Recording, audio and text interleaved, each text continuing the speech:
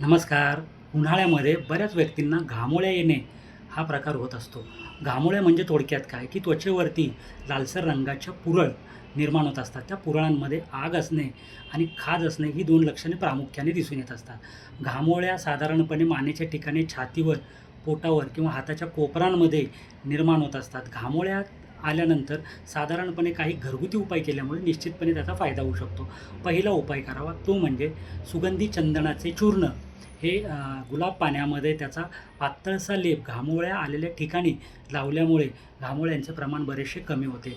तसेच जांभळाचे बी उगाळून घामोळ्या आलेल्या ठिकाणी लावल्याने देखील घामोळ्या कमी होत असतात. पोटामधून मोरावळा घेतल्यामुळे देखील फायदा होत असतो. तसेच प्रवाळयुक्त गुलकंद जो गुलाबांच्या पाकळ्यांपासून तयार केलेला असतो त्याचे सकाळी आणि संध्याकाळी सेवन करावे. तसेच आहारामधून तिखट, तेलकट, आंबवलेले, खारट, फास्ट फूड, जंक फूड, अतिमांसाहार, विरुद्ध आहार, रात्री उशिरापर्यंत जागरण करणे, दुपारी जेवणानंतर लगेचच झोपणे, अतिमनन करणे, अतिचिंतन करणे या गोष्टी टाळणे देखील तितकेच महत्त्वाचे असते.